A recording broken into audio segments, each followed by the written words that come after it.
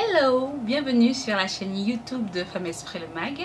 Et aujourd'hui je vous propose d'aborder dans la minute spirituelle 3 méthodes inspirées pour gérer les conflits dans le couple. Alors la méthode numéro 1, c'est discerner le bon moment. Éphésiens 5:33 nous dit: du reste, que chacun de vous aime sa femme comme lui-même et que la femme respecte son mari. Alors il faut savoir que à plusieurs reprises on m'a dit: Mehdi, il m'énerve, Mehdi ceci, Mehdi cela, Mehdi il est trop comme ci, Mehdi il est trop comme ça. Et donc du coup on a des fois tendance à vouloir parler à nos époux, aux hommes qui sont dans notre vie, qui sont en position quelque part d'autorité, comme si on parlait à des amis, à des gens comme ça. Et il faut savoir que les hommes en fait ont un ego assez sensible, je dirais. Et donc du coup on peut pas s'adresser à eux à n'importe quel moment, dans n'importe quelle situation. Et donc du coup c'est pour ça qu'il est important de discerner le bon moment. Discerner le bon moment, c'est-à-dire un moment où il est posé, un moment où il sera capable d'entendre ce que vous avez à lui dire, le reproche que vous avez à lui dire. Un moment également en fait où ce sera pas en plein milieu de quelque chose ou d'une saison en fait où il est très occupé, que ce soit par rapport à son travail ou que ce soit par rapport aux responsabilités qu'il peut exercer dans l'église ou au sein de la famille. Donc voilà, discerner le bon moment. Sachez voir à quel moment vous pouvez lui parler de ce problème-là ou pas, et aussi discerner si le problème est vraiment important, style quelque chose une question de vie ou de mort quoi. Si c'est pas une question de vie ou de mort, il est peut-être pas important d'en parler tout de suite. Le deuxième élément, ce serait vous assurer que vous êtes émotionnellement neutre. Alors le proverbe 14:1 dit: la femme sage construit sa maison, la femme folle la démolit de ses propres mains. Donc on est des filles.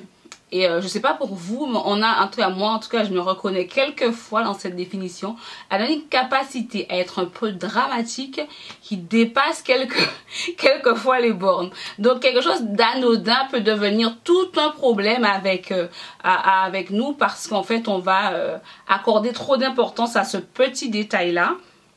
Et donc du coup on va avoir tendance à vouloir exprimer ce qu'on ressent sur le coup. Et sur le coup en fait ça veut dire que nos émotions ne sont pas du tout neutres en fait. Et on va avoir du coup à dire des choses qu'on risquerait de regretter par la suite.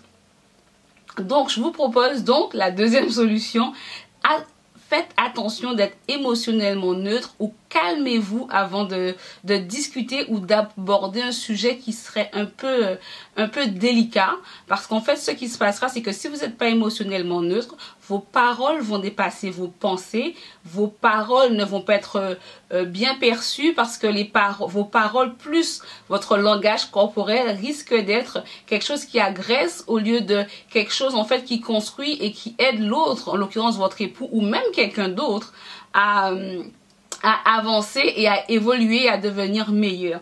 Donc le fait en fait que vous êtes émotionnellement neutre vous permettra de pointer les manquements, les choses où ça ne va pas, sans pour autant faire une emphase trop grande sur en fait tel problème ou tel problème. Des fois en plus ça ne vaut pas le coup d'en faire autant.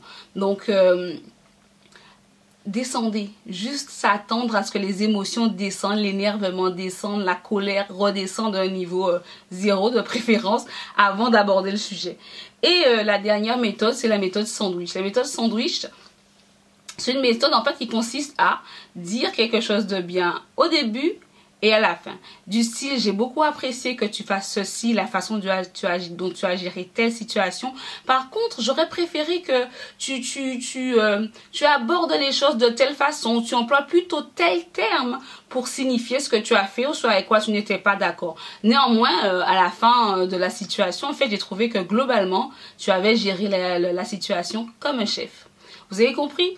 Un compliment à la fin, un compliment au début, et le problème ou la problématique au milieu, de façon à ce que la personne, votre époux, ne se sente pas agressé par ce que vous dites, que son ego ne soit pas attaqué, et surtout le plus important, je pense qu'on fait une remarque, c'est qu'il l'entende, qu'il la reçoive et qu'il puisse s'améliorer par rapport à ça en fait.